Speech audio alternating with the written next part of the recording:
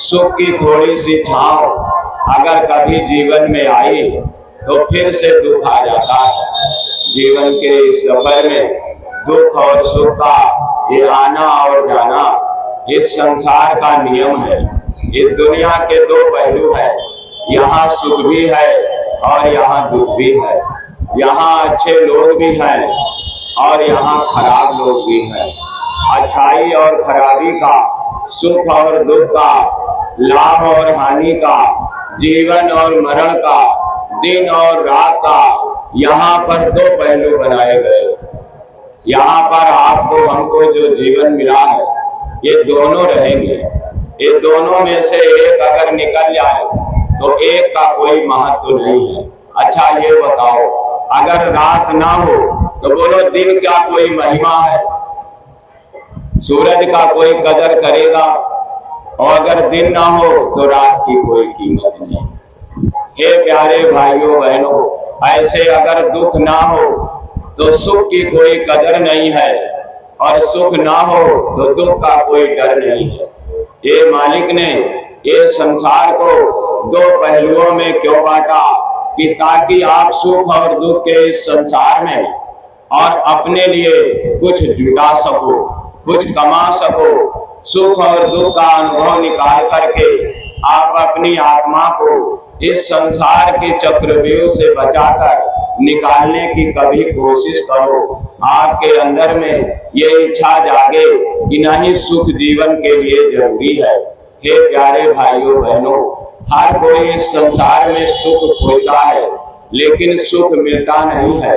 ये दुखों का संसार है। लोग राम को भगवान कहते हैं, लेकिन जब वो भी इस संसार में आए तो संसार के दुखों ने देखो राम को भी बहुत सताया, बहुत सताया। जीवन भर राम को संसार की इस दौड़ ने बड़े थपेड़े लगाए, जीवन भर दुखों में बीत गया। अंत में जब अयोध्या के राजा बने, जैसे ही राजा बने पत्नी को गर्भ आया और तैसे ही अपनी औरत को और अपने राज दरबार से निकालना पड़ गया। एक तरफ राजगद्दी का और मतलब धर्म था, और एक तरफ गृहस्थी का, अपने पत्नी का, अपने परिवार का धर्म था। राम ने अपने परिवार गृहस्थी के धर्म को हाथ जोड़ लिया और राम जी ने अपने प्रजा के पालन को अपना धर्म मान लिया।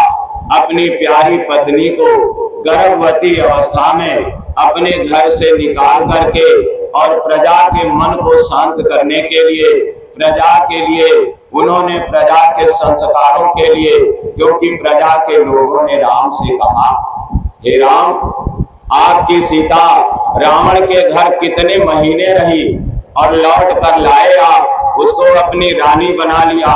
ऐसे तो गांव की औरतें और दूसरों के घर रहकर आएंगी और जबरदस्ती अपने घर परिवार में बैठ जाएंगी। इससे औरतों में अराजकता फैल जाएगी, इससे पारिवारिक विकृतियां आ जाएंगी, इससे समाज कलंकित हो जाएगा। इसलिए या तो आप राजगद्दी छोड़ दो और या तो ये सीता को घर से बाहर निकालो। राम को अपनी प्रजा के मन को शांत करने के लिए राम ने कहा, मैं एक राजा हूँ।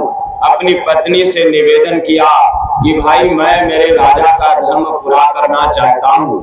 राजा के लिए न कोई औरत होती है, न कोई बेटा होता है, न कोई बहन होती है, न कोई भाई होता है।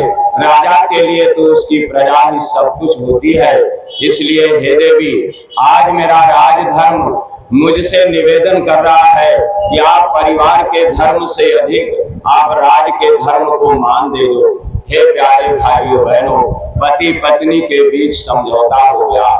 पत्नी को और पति की बात पर समझौते को मान लिया। बोलो ऐसी औरत आज मिलेगी? अपने पति के मान के लिए गर्भवती अवस्था में सीता बन चली जाती हैं। ये राजकीय नियम नहीं था, ये मानवीय लीला थी। गोस्वामी जी महाराज ने 4 परिवार बताए हैं रामचरितमानस में, 4 परिवार, और चारों परिवारों को मैं आज आपके बीच कहूंगा। और चारों परिवारों में से देखना कि आप कौन वाले परिवार में हो। अपने आप को शाम को जाकर के और उस पर विचार करना कि आप राम वाले परिवार में हो, कि आप रावण वाले परिवार में हो, कि आप बाली वाले परिवार में हो, कि आप सती अनसुईया वाले परिवार में हो। हे प्यारे भाइयों बहनों, रामचरितमानस को परिवार का लोग पढ़ते, परिवार के लिए लिखा गया।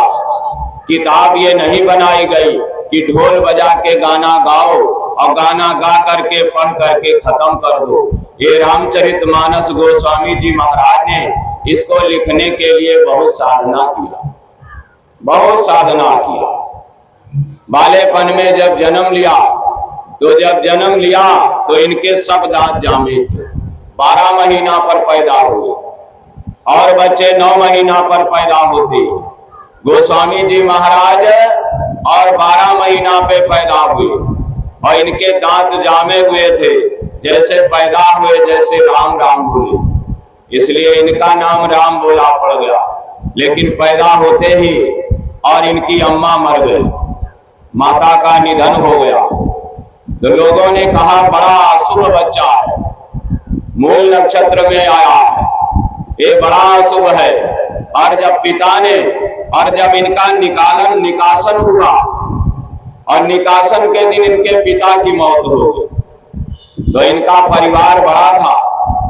बड़ा परिवार में लोग सोचे आज तो इसने माँ बाप को पैदा होते मार दिया, आगे परिवार में भी लोग इसके कारण मरेंगे। और एक दासी को बुलाया, कहा ले जाओ और चुपके से इसको कहीं जमीन में गाड़ो। दासी ले गई चुनिया नाम की, और दासी ने जमीन में गाड़ने के लिए दासी से कहा गया। दासी ने देखा ये बच्चा बड़ा प्यारा है, दासी उसको लेकर के गाड़ी नहीं गई, झूठ मूठ का गड्ढा बनाया और गड्ढा बना करके और उसको दुनिया की नजरों में गाड़ दिया।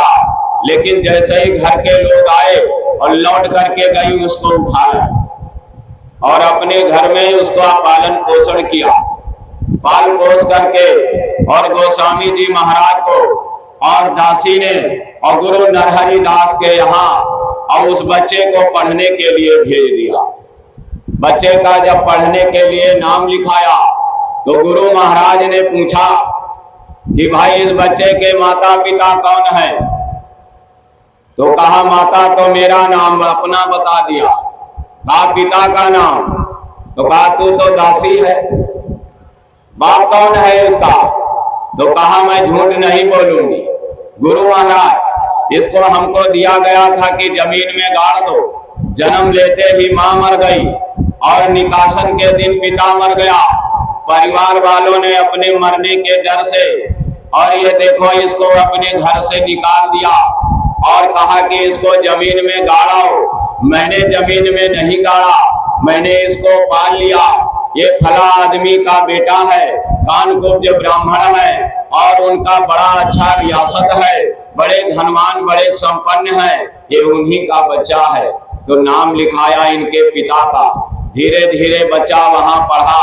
एक दिन इनके परिवार वाले अपने बच्चे का नाम लिखाने वहां गए तो उन्होंने बताया तुम्हारे परिवार का एक बच्चा यहाँ भी पढ़ता है, लेकिन उसके माता पिता नहीं है और एक दासी उसका सेवा दे रही है।